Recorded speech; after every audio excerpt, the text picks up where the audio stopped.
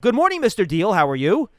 I'm doing excellent, John Schmeelk. How about yourself, my man? We're doing good. Let's start with the reaction to the game on Monday night against Tampa. I know we're a couple days off of that, but another game, Dave, where the Giants simply couldn't do quite enough at the end or throughout the four quarters to pull out with the win. But to me, it was probably the team's best played game of the year, given the opponent and how well they played against a very good team. Yeah, I agree with you in everything that you just said. I mean, when you look at this game, it just brings up another missed opportunity that this football team could have had to win a football game and to win a football game on their own terms. But the ability to finish games, the ability to put a team down when they're already out is something that has to be learned and has to be understood by this young football team because opportunities are never lost. Someone will take the one that you miss, and when you don't capitalize on opportunities, whether they're takeaways, whether they're good returns in the kickoff game, whether it's just a battle of field position, you've got to be able to overcompensate yourself and not have the mental errors on your own side of the ball. Let the other team make the mistakes. If you line up alignment, assignment, and just play sound football and have a clear communication on what you're supposed to do, at least you could walk away from a game without a regret. But when you go back and you watch games like this and you see the outcome, 9 times out of 10, it's because of the self-inflicted wounds you caused on your own team instead of the other way around. And we will get to the offense, folks. I want to talk to Dave about the offensive line, talk to him about Daniel Jones. But I want to start with the defense, Dave, because to me, this was a game that's the perfect example of why this team is very well coached on both sides, really, but specifically on the defense. You know, the Giants have turned into a zone-heavy team this year. They don't have the horses to play man-to-man across the field, even if Patrick Graham would want to. And usually you put a zone defense up against Tom Brady, he will dink and dunk and pick you apart throughout the game. Now, Brady missed a couple open receivers. I know that's true.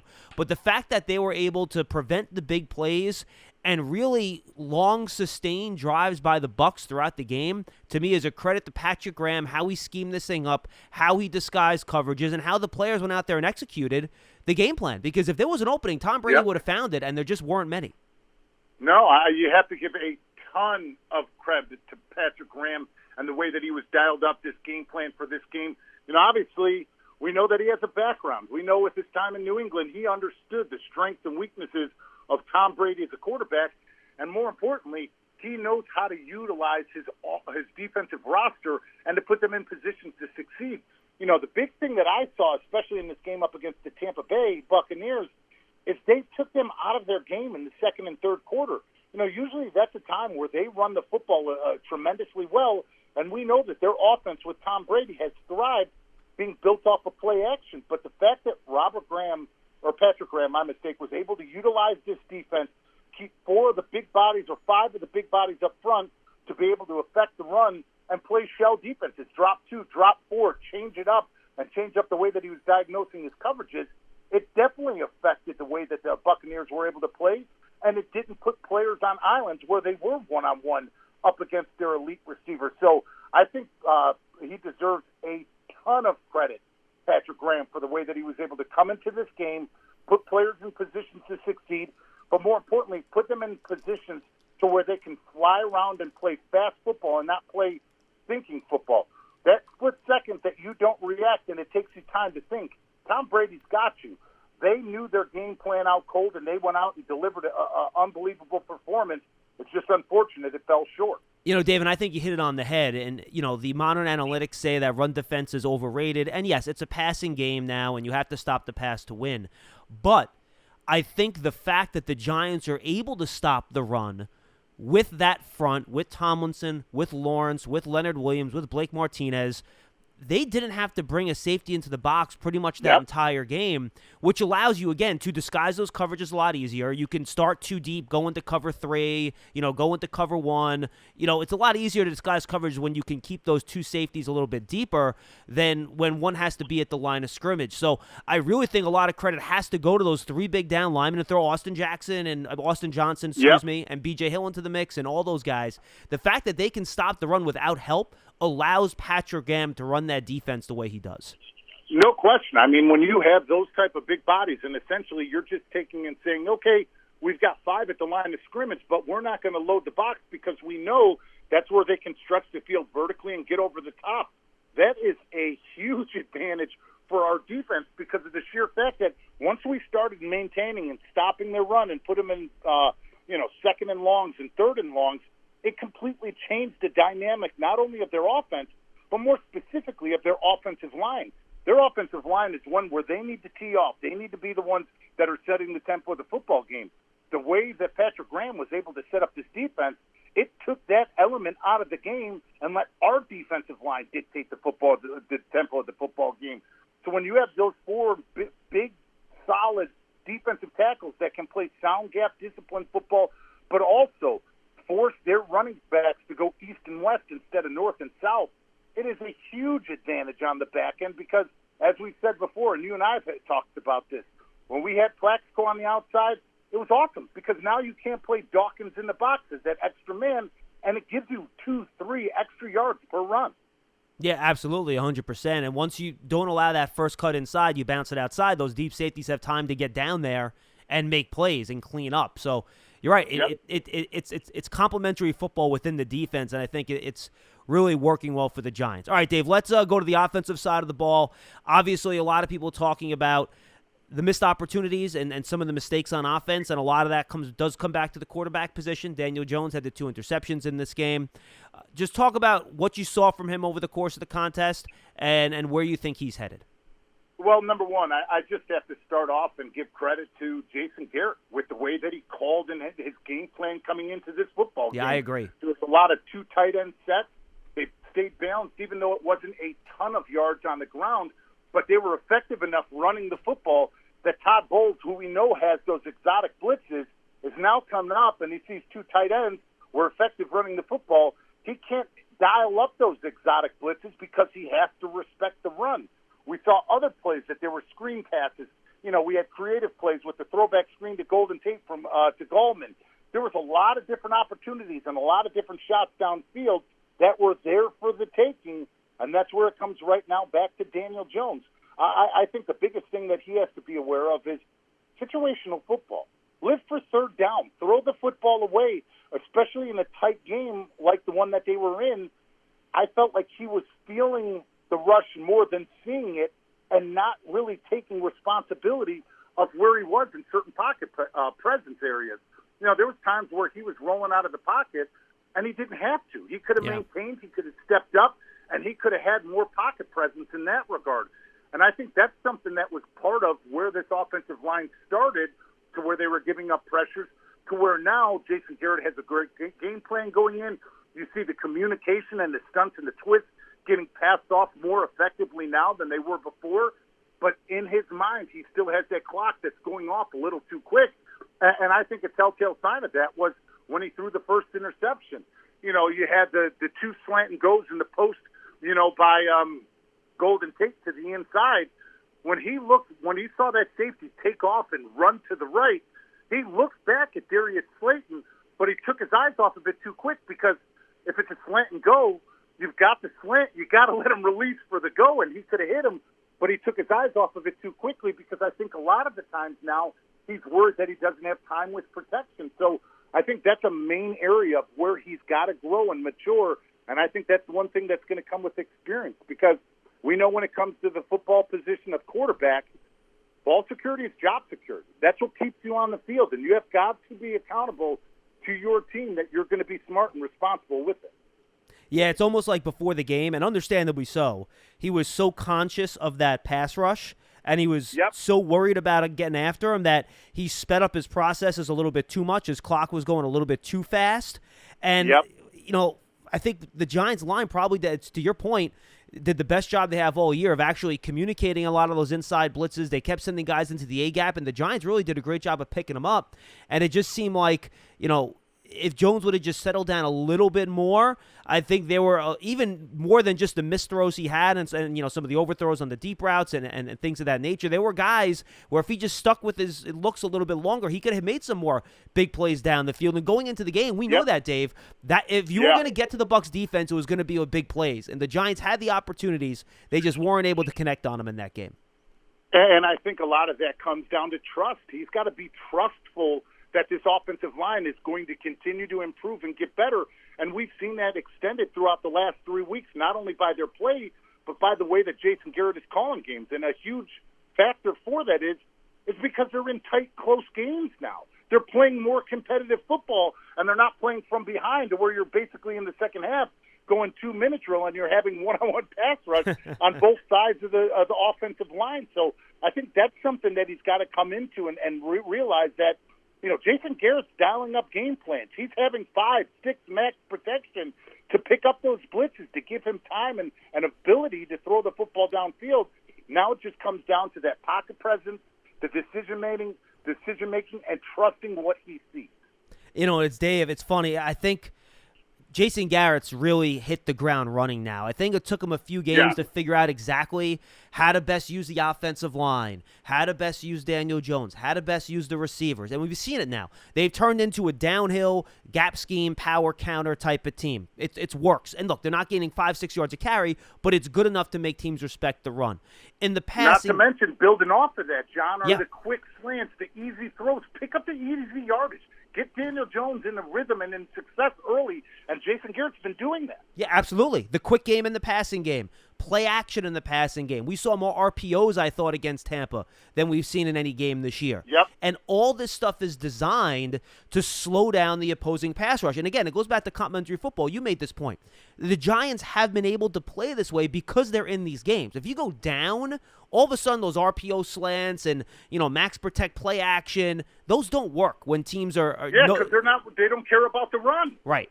It's not going to work. So it's allowed Garrett to be creative, and within the structure, I think he's done a great job of giving the team the opportunity to move the football while at the same time protecting the offensive line and a lot of the young guys and giving them the best opportunity possible to give Jones protection when he does have to throw it.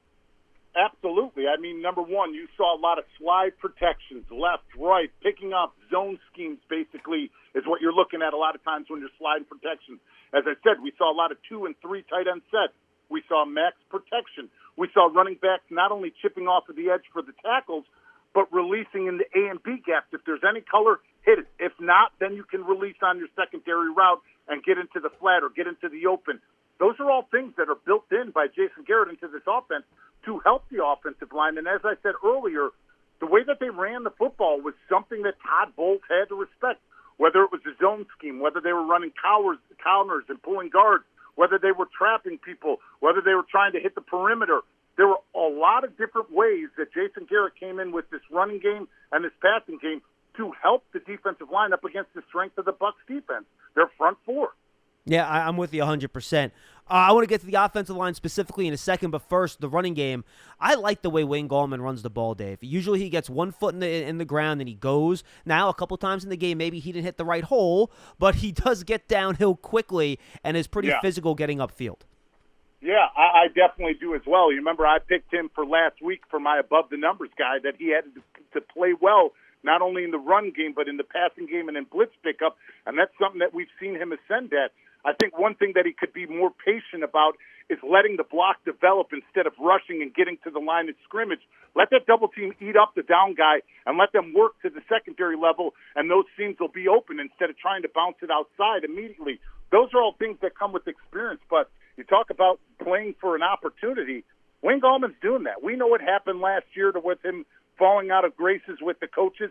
This is a brand new year for him, and this is his opportunity right now to prove what type of running back he can be in the NFL, whether it's for the Giants this year or for another team, knowing that next year is the unknown. So it's great that he's taking care of his opportunity right now. He's running extremely hard, and some of those things that he needs to correct are things that you can do in practice. But you have to say, guys are stepping up and elevating their play, not only on the offensive side of the ball, on the defensive side of the ball, but on special teams. The one sign that really showed me that the Giants were here to play on Monday night and that they were in for a fight was the second kickoff. You remember the little scrum, John? Yep. Guys pushing and shoving? I'm like, yes, they came to fight. They're not intimidated, and they're going to sell out for 4+ quarters. That's all we're looking for as Giants fans and as an organization. We know that the Tampa Bay Buccaneers are a well-built roster right now, and they have experience on this defense and offense. But with that said, it comes down to executing your X's and O's. More importantly, just fighting, going out there and selling out and saying, hey, you know what? you may be the best team in the NFC, but we're going to come out swinging like a heavyweight fight. All right, let's talk about the offensive line specifically, Dave. Shane Lemieux got his first start in the National Football League. Give me your evaluation. Well, I think he played well. I mean, obviously there are improvements that he needs to make with his techniques in the run game, bringing and driving his backside leg and knee through the defenders on double teams to make sure that he can get onto the second level. Secondary pass rush moves. That's something that all young players have to work against. He does a great job anchoring, but some of the rips, some of the swims to the edges, or some of the double moves are some of the things that caught him. That comes with hand placement and footwork. You got to make sure you stay inside out and punch and redirect those defensive tackles, because we know the shortest distance to a quarterback is from point A to point B, right down the bow of the pocket. So I think those are things that he needs to improve on. But for his first game playing on Monday Night Football up against this defense, he played tough. He played nasty. He didn't play scared. And I think him and Andrew Thomas did a nice job of punching and passing some of the stunts and twists that they had on that left side for two rookie tandem playing for their first game together. Yeah, those twists, delayed blitzes, those late loopers coming around, that's something that has really given the Giants issues, especially earlier in the year. And I was worried having another rookie in there and having to figure that out almost from scratch when you got a different combination. But I thought this might have been their best game all year in passing those twists and stunts off and even handling. I mean, I think Tampa probably blitzed the guy from the secondary almost a dozen times in this game. They were bringing corners, safeties all over the place, and the Giants handled that really well. They did. They handled it really well. There was one time that they got Shane Lemieux and Nick Gates on a stunt. Yeah. Devin White ended up coming clean for a sack when Nick Gates was trying to come off. It's because Shane Lemieux and the communication, they were on different numbers. On TV, they blamed it on Deion Lewis, but Deion Lewis was coming across the grain to pick up the right blitzer. There was miscommunication between Shane Lemieux and Nick Gates. Shane Lemieux came off on Deion Lewis's guy. Devin White scripts off and comes away with the sack. Granted, that's not something that you're hoping comes up in a missed assignment in a game, but the one thing that you saw is it didn't happen again. He learned from it, and it didn't show up again, and I think that's a sign of a young player that's prepared and loves the game of football and knows what it takes. But those are all things that when you have a new offensive lineman in there like Shane Lemieux, but overall as an offense, I think that they're doing a much better job at the line of scrimmage pre-snap, pointing things out, calling their protection, and I think that comfort factor comes with the experience of playing together, and unfortunately it comes from being blitzed the hell out of because of the situations that they've been in. And Nick Gates is getting more experience at center too, which is obviously a big guy that does a lot of that identifying. So that helps too. Andrew Thomas, he had a tough matchup with JPP, who was pumped up, Dave, to say the least, to play in this game. And I almost think he pumped himself up so much he kind of took himself out of the game a little bit on some of these plays. But your overall take on Andrew Thomas, we didn't see him get beat inside as much, and to me, that's a huge sign of for him. Yeah, without a doubt. Towards the end of the game when they were driving, JPP did get him with the old okey-doke, the inside-outside move and switching the shoulders so that there's no surface area. I know firsthand in practice what that feels like, and that's a difficult rush to deal with when you're working against JPP. But I do agree with you. Andrew Thomas was way more physical with his punch.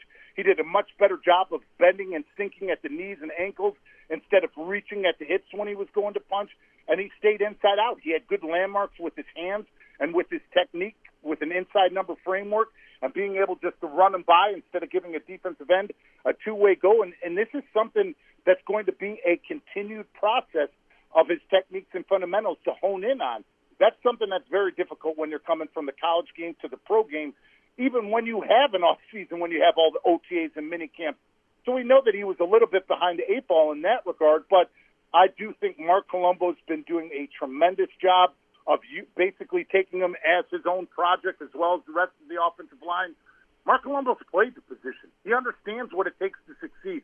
He looks at the game through the same lens, and I know not only Andrew Thomas but the rest of the offensive line have the utmost respect for him because he's been in these battles. It's not something he's just saying, I see this on film or on TV. He's been there before. So with that said, I think the improvements of Andrew Thomas are going to continue to ascend. And any of those fans out there, I've heard it before in the last couple of weeks, what kind of player is this going to be? Is it another Eric Flowers? Absolutely not. This is a player that's physical, that loves the game of football, and is getting much better at tying his hands and his feet together. And this is a player that punches, that doesn't grasp on the outside. That's a big difference when we're looking at players and we're looking at these two different players. Giant fans get a New York Giants checking account from Investors Bank with a Giants-branded debit card, security features, and discounts at the Giants online shop. You can earn up to $250 when you open an account at investorsbank.com/Giants. Member FDIC. Dave, we're seeing more and more from Matt Parrott. He's getting more and more snaps. They're kind of mixing him in there with Cam Fleming. What has been your impression of him so far in his limited snaps? No, I think that he's come in and he's played well. Obviously, the same thing. The techniques and fundamentals are things that he needs to continue to improve on. But I love the fact that he's getting reps. I love the fact that you're getting younger offensive linemen out there to get experience, to get into flow of games, and to figure out what you're going to do with this roster in 2021. And that's something that's exciting. So early on in the season, you and I both talked about this. I said, I'm like, I hope they get him in there at jumbo tight end. I hope they get him integrated in some way, shape, or form. Because that experience, regardless of whether it's blocking at the tight end position or if it's coming in like he has been at the right tackle position, those are all confidence builders, and they're things that this coaching staff can not only grade him on, but once again, take what he's done on film back to the practice field to hone in on those individual techniques and corrections that he needs to make as a player. So I think that he's come in, he's used his length, he's used his size, he's played with technique and sound. But as you continue to play, we know that pass rushing is a skill that is set up throughout a game. That's something that when you get and you're playing up against defensive ends, you're starting to get a beat on the way that they play. I think that's something that he's getting out of these games, and it's going to be something that is unduplicatable moving forward. We all know that you could sit there and look at something on paper, you can look at it on film, and you can do it on the practice field. But until those live shots are fired in the game, you truly don't know what it feels like. You truly don't understand the speed of the game and how one false step, one wrong move makes the difference between winning or losing that battle. And I think it'll be interesting, too, once defensive players start seeing what he does well and maybe, to your point, some of the fundamental things he's not so good at, when they start adjusting to that, how does he then react to them trying to take advantage of his weaknesses, which once he starts playing more, that's going to come. No question. I mean, I think that happens each and every week. I think that every other defensive line and defensive coordinator are sitting there looking at you as a player. Okay, how can we expose them? Whether you're a 7-year veteran or a young player, but even more so as a young player, that's where they'll dial up more stunts, more blitzes. They're going to want to put as many smoke and mirrors in your mind so that you're thinking about your job and overall looking at it instead of just playing reactionary football and just confident in your one assignment. I know that that's something that I faced in my rookie season. In 2003, my first play ever as the starting right guard up against the St. Louis Rams, Lovie Smith ran a 3-man blitz in the A and B gap. I gave up a sack to Adam Archuleta, and it was a blitz pickup that we didn't even talk about before the game. Oh, boy. You think that there's a reason why they ran it at us? Yes, because I'm a rookie. I didn't have the experience, and it's something we haven't done before. I'll never forget coming off to the sidelines and Coach Mouse McNally saying, hey, I know we didn't talk about this, but you got to squeeze from the tackle to the tight end. You got to rename the mic. I'm like, that was my first play of the game. I wasn't know that. You know, so those are the types of things that defensive coordinators throw at you. And the more confident you are in your game plan, it doesn't matter what they're throwing at you. Okay, I got the defensive end. We're sliding to this linebacker.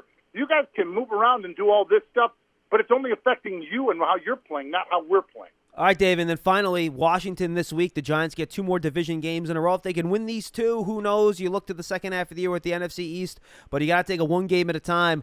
Look, the Giants beat Washington by the skin of their teeth a couple weeks ago with them failing on their 2-point conversion at the end of the game. Your thoughts on this game? Washington's defense, to me, is legit. Can they score enough points? Yep. We'll see. Just your overall thoughts on the game coming up on Sunday. Well, obviously, this is, as always, the Washington football team under Ron Rivera are a physical outfit. They play power football on the offensive side of the ball, a lot of counters, a lot of traps, a lot of power runs, but then they mix in their zone schemes with Antonio Gibson. And we know the strength of their football team is on the defense and their defensive line. For them coming off of a bye, you know that they're going to come out with Jack Del Rio, and they're going to have different wrinkles for this game.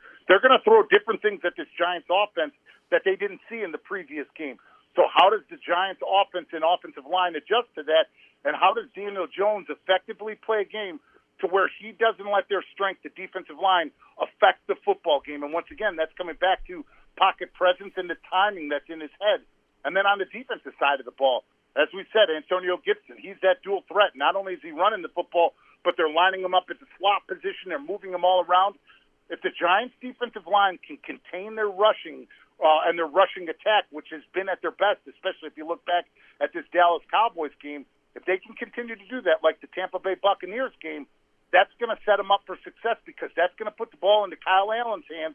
And we saw last year when he was with the Carolina Panthers, started hot, but more game film, you understood that, okay, if we take away his first read and contain him in the pocket, he's going to make bad decisions. That's why last year, 17 touchdowns to 16 interceptions. But with the 16 interceptions, he had 9 interceptions dropped by the defense. Yep. Those types of numbers need to show up in this game when the Giants head up to Washington. And Dave, finally, just a different challenge, too, for Daniel Jones on the offensive line. This isn't going to be a ton of blitzes. They'll do some stunts, but not a ton. This is set their guys up to go one-on-one against the Giants' offensive linemen, and Daniel's going to face a lot of coverage. Washington plays a lot of zone now. Yep. So it's a different type of deal than against Tampa when they blitz play cover one. Tampa's more send four play coverage. So it's a challenge with a great line, but it's a different type of look that they're going to have to adjust to. No question. I mean, when you look at the way that they rush, especially in pass rush situations, it's 4, maybe 5. It's not a ton of exotic blitzes. They just feel that their up front 4 can beat one-on-one your front 5. So with that said, it is going to come down to the Giants' offense and offensive line to put themselves in good positions on third down. You can't chase the chains up against this football team. So having successful runs and plays on first and second down will be something that sets them up for success.